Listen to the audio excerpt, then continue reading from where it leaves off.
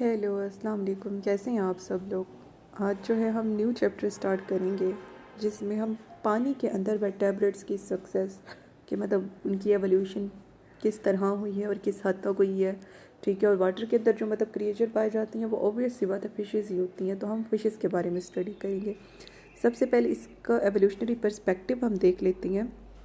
Water a beyond medium that resist repeat fluctuation in temperature cover over 70% of the earth's surface. इसमें वो कह रही हैं कि पानी जो कि एक बियॉन्ड मीडियम है। बियॉन्ड मीडियम का क्या काम होता है कि जो कि रोकता है टेम्परेचर के आगे, टेम्परेचर की जो बहुत ज़्यादा तब्दीलियाँ आ रही होती हैं उन्हें रोकता है, उन्हें रेजिस्ट करता है और ज़मीन का तकरीबन 70% हिस्सा जो है वो कवर करता है। Because life began in water and living tissues are made mostly of water.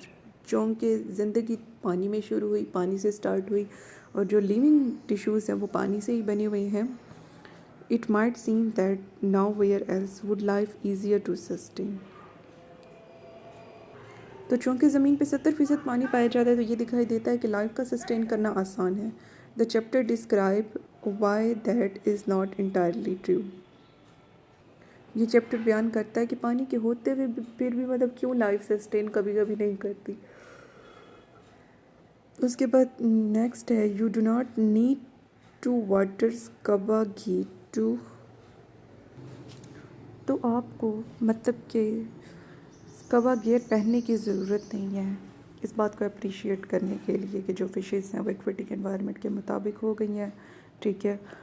और बाकी एनिमल्स देखिए, If you spend recreational hours with hook and line, visit a marine theme park।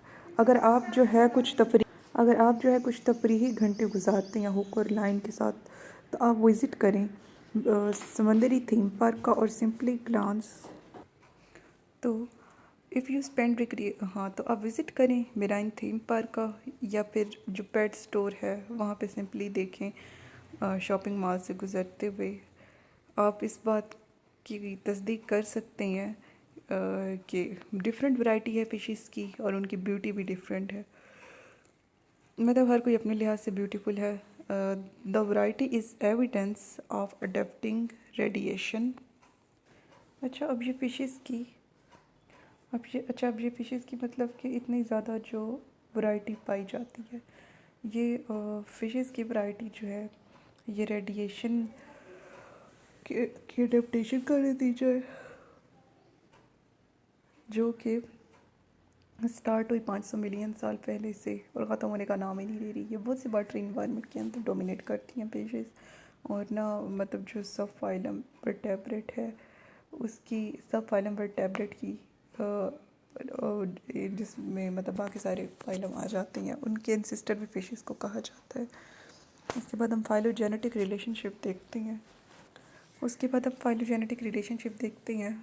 Fishes are members of chordate subphylum vertebrata. फिशेस जो हैं वो member हैं chordate की हैं जिसका सब फाइलम वर्टेब्रा है। Thus they have vertebrate that surround their spinal code.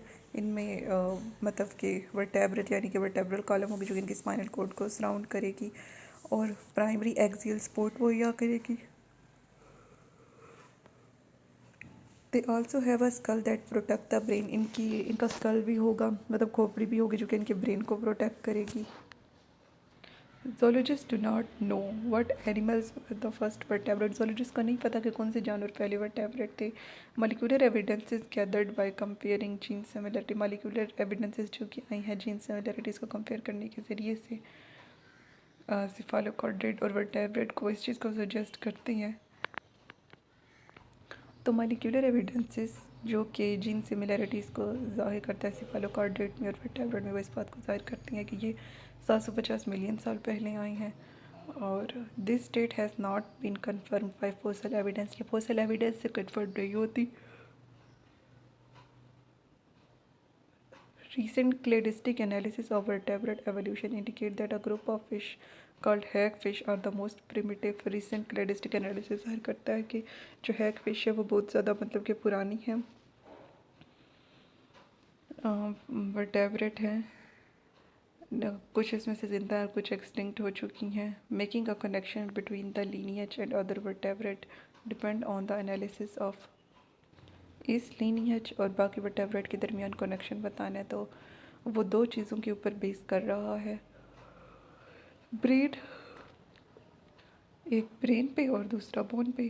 Chinese researchers have recently अनअर्थड the oldest alleged vertebral fossils. जो चाइनीज़ हैं उन्होंने हाल ही में बताया है कि सबसे पुराने एलिजेड मतलब के मुकर्रर वर्टेब्रेट फोसिल्स जो हैं और स्मॉल लैंसलेट शेप्ड एनिमल, वो स्मॉल लैंसलेट एनिमल्स थे, ठीक है, सबसे ओल्डेस्ट इनके मुताबिक लैंसलेट शेप एनिमल थे that has characteristic that suggest active predatory lifestyle, जो कि ज़ाहिर करते हैं कि उनका एक्टिव प्रीडेटरी लाइफस्टाइल था, मतलब कि वो शिकार करते थे और काफ़ी एक्टिव वो लोग रहते थे।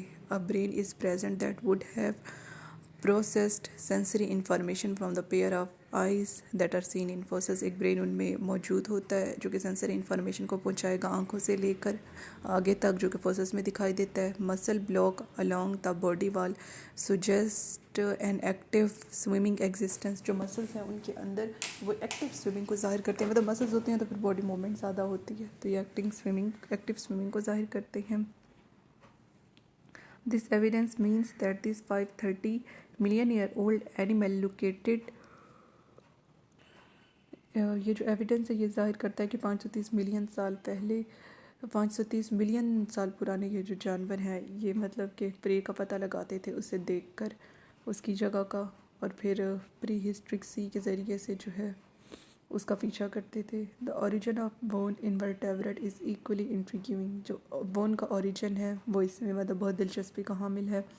अ group of ancient eel like animals, group जो है पुराने ईल लाइक एनिमल्स का, the conodonts are known from fossil. Ancient ये जो एनिमल्स है कोनोडोंट जो 510 मिलियन साल पहले के हैं, they have been assign to a variety of phyla.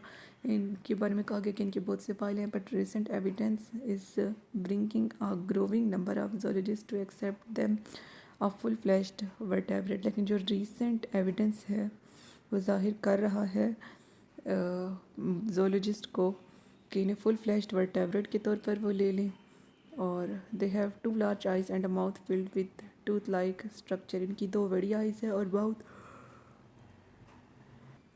Mouth tooth like projection से बना हुआ है, ठीक है, और जो कि डेंटाइन से बनी हुई होती है। Component found in the vertebrate skeleton, जो कि कंपोनेंट है जो कि वर्टेब्रेट के स्केलेटन में पाया जाता है। दिस स्ट्रक्चर में represent the earliest occurrence of bone. ये स्ट्रक्चर अर्लीस्ट ऑकरेंस को बोन की जाहिर कर सकते हैं कि बोन पहले से मौजूद थी, कार्टिलेज से नहीं आई है, उससे इवॉल्व नहीं हुई है। दिस स्ट्रक्चर में रिप्रेजेंट द अर्लीस्ट ऑकरेंस।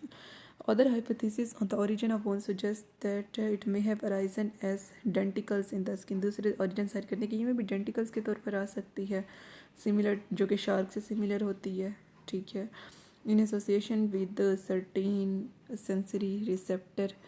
और इसके साथ ही कुछ सेंसरी रिसेप्टर या फिर जो स्ट्रक्चर्स होते हैं मिनरल स्टोरेज के, कहा गया है कि उससे भी हो सकता है। डेंटिकल्स के अलावा ये मिनरल स्टोरेज स्ट्रक्चर से भी हो सकता है राइस हुई हो।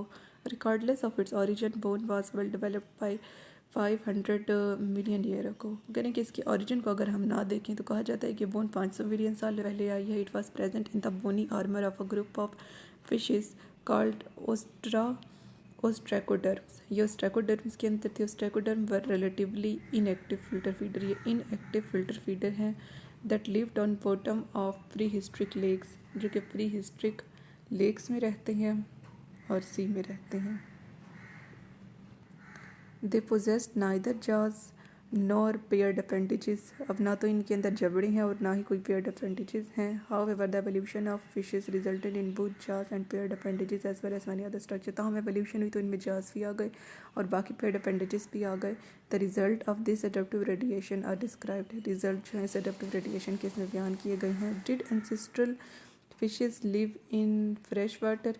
क्या एंसेस्ट्रल फिशेस फ्रेश वाटर में रहती हैं या फिर सी में रहती हैं? The answer to this question is not simple. Answer इस क्वेश्चन को सिंपल नहीं है। The first vertebrate were probably marine, पहले वर्ड टैबलेट मेराइन थे, because ancient stock of other deuterostome phyla were all marine, क्योंकि जो पुरानी जितनी फ़िशेज़ हैं वो सारी मतलब कि मेराइन थी। वो जो स्टॉक था मतलब कि माल यानी कि फ़िशेज़ थी। But tablet however adapted to fresh water very early, but tablet ने खुद को फ्रेश वाटर के मुताबिक ढाल लिया बहुत पहले। And much of the evolution of fish occurred there, और फिशेज़ की ज़्यादातर एवोल्यूशन फ्रेश वाटर में ही हुई अपेरेंटली। उसके बाद है apparently early vertebrate evolution involved the movement of fishes. जो पहले वर्टेब्रेट की एवोल्यूशन हुई इसमें जो फिशेज़ की मूवमेंट होती थी, बैक और फोर्थ होती थी मेराइन और फ्रेश वाटर इन्वायरमेंट के दरमियान। The majority of the evolutionary history of some fishes took back in ancient seas. ज़्यादातर एवोल्यूशनरी हिस्ट्री कुछ फिशेज़ की जो हैं पुराने समंदरों में है, और ज़्यादातर इसकी एवोल्यूशनरी हिस्ट्री जो है वो फ्रेश वाटर में है। जो इम्पोर्टेंस है फ्रेश वाटर की फ़िशेज़ की एवोल्यूशन में वो इस फैक्ट से ज़ाहिर होती है कि 41% सारी फिश स्पीशीज जो है वो फ्रेश वाटर में पाई जाती है, ठीक है, 41%। इवन तो fresh water habitat represent only a small percentage, अगरचे वो स्मॉल परसेंटेज जो है अगरचे फ्रेश वाटर ज़ाहिर करता है जितने अर्थ के वाटर के रिसोर्सेज हैं, मतलब जितने के अर्थ के वाटर के रिसोर्सेज हैं उसमें फ्रेश वाटर का हिस्सा बहुत कम है, लेकिन 41% फिशेस जो हैं वो इसमें पाई जाती हैं। और ये पार्ट कितना है फ्रेश वाटर का अर्थ में? 0.0093%। तो नेक्स्ट जो है हम फिशेस का सर्वे कर लेते हैं, उन्हें देख लेते हैं। The taxonomy of fishes has been the subject of debate for many year. Fishes के एंसेस्टर का, उनके ऑर्डर्स का, टेक्सोनॉमी का पता लगाना ये एक मतलब कि पुराना सब्जेक्ट रहा है कई सालों से। Modern cladistic analysis has resulted in complex revisions. जो मॉडर्न क्लेडिस्टिक्स हैं उन्होंने कम्प्लेक्स रिविजन्स दी हैं वर्टेब्रेट की टेक्सोनॉमी में।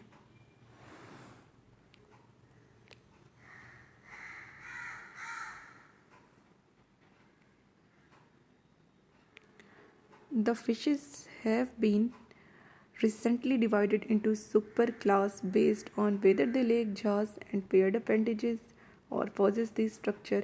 इन्हें हाल ही में मतलब कि ट्रेडिशनली अगर हम देखा जाए तो इन्हें हम सुपर क्लासेस में डिवाइड करते हैं इस चीज़ की बेस पर कि इनके अंदर जाज और पेयर्ड अपेंडेजेस नहीं हैं, जो कि एग्नेथन्स में नहीं होती, और क्या मौजूद हैं जो कि नेथोस्टोम में होती हैं, ठीक है। Cladistic analysis shows that some member of agnathan's are more closely related to jawed fishes than to agnathans।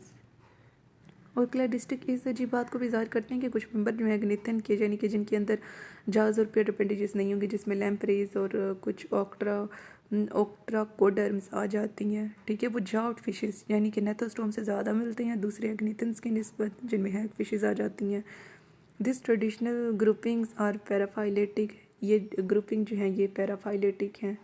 अच्छा, 3 कॉन्सेप्ट यूज़ होते हैं। एक मोनोफाइलेटिक जिसके मुताबिक हम सबका एक ही एंसेस्टर, एक पॉलीफाइलेटिक जिसके मुताबिक हम सब के बहुत सारे एंसेस्टर हैं, और एक पैराफाइलेटिक। पैराफाइलेटिक के मुताबिक एक एंसेस्टर से कुछ डिसेंडेंट आए हैं और बाकी दूसरे एंसेस्टर से बाकी जो है उसके डिसेंडेंट आए हैं। तो ये जो ट्रेडिशनल ग्रुपिंग है ये पैराफाइलेटिक है, यानी कि कुछ जो सब ग्रुपिंग है वो एक एंसेस्टर की और कुछ सब ग्रुपिंग एक एंसेस्टर की। तो ये जो ट्रेडिशनल ग्रुपिंग है ये पैराफाइलेटिक है, और ये बहुत सी रिसर्चेस इसे रिजेक्ट कर चुकी हैं। ये टर्म्स जो हैं जोलॉजी के लिटरेचर में ये अब कॉमन है ताहम, and they are used as convenient non taxonomic grouping. और ये कन्वीनियंट नॉन टेक्सोनोमिक ग्रुपिंग के तौर पर इस्तेमाल होती है, टेक्सोनोमिक ग्रुपिंग के तौर पर ये इस्तेमाल नहीं होती। तो पहले हम देख लेते हैं एग्नेथन्स। एग्नेथन्स वो होते हैं जिनके अंदर ना पेयर्ड अपेंडेजेस होंगे ना जास होंगे। ओस्ट्रैकोडर्म्स आर एक्सटिंक्ट एग्नेथन। जो ओस्ट्रैकोडर्म है ये पुराने एग्नेथन हैं। ओस्ट्रैकोडर्म पुराने एग्नेथन हैं जो कि ताल्लुक़ रखते हैं बहुत सी क्लासेस से जो कि एक्सटिंक्ट हो चुकी हैं, इतने पुराने हैं, ठीक है। ओस्ट्रैकोडर्म ये एक्सटिंक्ट एग्नेथन है। The fossil of predatory water scorpion, शिकार करने वाले और पानी में पाए जाने वाले जो बिच्छू थे स्कॉर्पियन, जो कि फाइलम आर्थ्रोपोडा से बिलोंग करते हैं, are often found with fossil ostracoderm. वो जो ओस्ट्रैकोडर्म है उसके साथ ये उसके फोसल्स जो है पाए जाते हैं, यानी कि प्रीडेटरी वाटर स्कॉर्पियन के फोसल्स ओस्ट्राकोडर्म के साथ जो है पाए जाते हैं। As sluggish as ostracoderm apparently were bony armor with probably their only defense। और ये जो मतलब दिखने में ना ये ओस्ट्राकोडर्म बहुत स्लगिश थे, सुस्त से थे, और इनका एक बर्नी आर्मर था, ठीक है, हड्डियों का मतलब एक आर्मर बना हुआ था जो कि सिर्फ इनके डिफेंस के लिए था। और ओस्ट्राकोडर्म्स वर बॉटम डिवेलर, ये मतलब गहराई में पाए जाते थे, और मतलब वो जगह समंदरी जो ज़मीन थी उसे खोदते थे। ऑफन अबाउट 15 सेंटीमीटर लॉन्ग, बाजू का तो ये मतलब कि 15 सेंटीमीटर की लेंथ पर पाए जाते थे। मोस्ट वर प्रोबेबली फिल्टर फीडर, इसमें से ज़्यादातर फिल्टर फीडर थे, मतलब कि पानी जा रहा है, पानी से खुराक ले लेंगे। इधर फिल्टरिंग सस्पेंडेड ऑर्गेनिक मैटर, या तो सस्पेंडेड ऑर्गेनिक मैटर पानी से ले लेते थे, और एक्सट्रैक्टिंग एनिलेट और अदर एनिमल, या फिर एनिलेट उसमें से ले लेते थे, या फिर दूसरे एनिमल्स जो हैं उस कीचड़ वाली जगहों से जो है ये ले लेते थे। Some ostracoderm may have used bony plate around their mouth in a jaw like fashion, कुछ इन बोनी प्लेट, ये जो बोनी आर्मर था उनके मुंह के गिर्द, इसे इस्तेमाल करते थे अपने जास जबड़ों के तौर पर। टू क्रैक गैस्ट्रोपोड शेल और एक्सोस्केलेटन ऑफ आर्थ्रोपोड, एक्सोस्केलेटन और गैस्ट्रोपोड शेल को तोड़ने के लिए, ठीक है। तो एग्नेथन्स में हमने क्या देखा कि ये एक्सटिंक्ट हैं, और ये प्रीडेटरी वाटर स्कॉर्पियन के फोसल भी इनके फोसल्स के साथ पाए जाते हैं। ये बहुत स्लगिश थे और इनके अंदर सिर्फ बोनी आर्मर था इनकी प्रोटेक्शन के लिए, और ये बॉटम डिवीडर गहराई में पाए जाते हैं, फिल्टर फीडर 15 सेंटीमीटर लॉन्ग की डेप्थ पर पाई जाती हैं, और ये अपनी बोनी आर्मर का इस्तेमाल करते थे आर्थ्रोपोड का एक्सोस्केलेटन तोड़ने के लिए। अब इसकी क्लास हम देखते हैं। Myxini hag fishes are member of class myxini, जो हैग फिशेस हैं ये भी एग्नेथन है, यानी कि इनके अंदर नजाजन अपियर्ड अपेंडेजेस हैं, ठीक है, और ये क्लास मिक्सिनी से बिलोंग करते हैं। मिक्सा का मतलब है स्लाइम, मतलब कि जो मुलायम हो, स्लाइम हो, ठीक है। और hag fishes live buried in sand and mud of marine environment, ये हैग फिशेस जो हैं ये दबी हुई होती हैं रेत में और कीचड़ में समंदर के। Where the feed on soft bodied invertebrate, जहाँ पे वो सॉफ्ट बॉडी वाली इन्वर्टेब्रेट खाती हैं, और scavenger and scavengers dead and dying fish, और स्केवेंज मतलब कि जो डेड ऑर्गेनिज्म था उसे स्केवेंजर कहते हैं, यानी कि ये स्केवेंज करती हैं डेड और डाइंग फिशेस को। When hag fishes find a suitable fish they enter the fish through mouth, जब ये इन्हें सूटेबल फिश मिलेगी ये मुंह के ज़रिए से फिश के अंदर दाखिल हो जाएंगी। And eat the contents of the body living only a sac of skin and bone, तो ये उसकी बॉडी का कंटेंट खाना शुरू कर देंगे, सिर्फ उसकी स्किन छोड़ देंगे और बोन्स छोड़ देंगे। Anglers must counted with anglers must counted with hag fishes because they will bite a baited hook।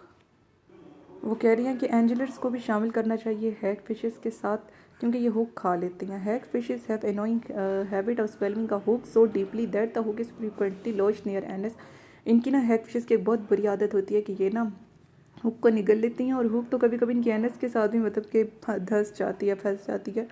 The excessively slimy bodies of hag fishes make all the greatest fish, इनकी body ना बहुत ज़्यादा मतलब कि slimy होती है, तो इस वजह से जो फिशरमैन होता है उसे अपनी डोरियाँ, अपनी लाइंस काटनी पड़ती हैं, और मतलब कि चूँकि ये हुक ही खा लेती हैं फिर, ठीक है, और बहुत ज़्यादा मुलायम होती हैं और नई हुक को इस्तेमाल करना पड़ता है। Most zoologists now consider that hag fish to be the most primitive, बहुत से जोलॉजिस्ट कहते हैं कि ये बहुत पुरानी है हैग फिश। इस क्लास मिक्सिनी में हैग फिशेज आ जाती हैं, ठीक है, इनकी बहुत ज़्यादा इस्लामी अपीयरेंस की वजह से नई नई हुक का इनकी जो फिशरमैन इन्हें कैच कर रहा होता है उसे इस्तेमाल करना पड़ता है, ठीक है। और इन हुक खाने की इनकी इतनी बुरी आदत है कि वो इनकी एनएस के अंदर ही ना मतलब के फंस जाती है, और जब भी, और ये ना मतलब डेड चीज़ों का और दूसरी डाइंग फिशेस का शिकार करेंगे, ठीक है।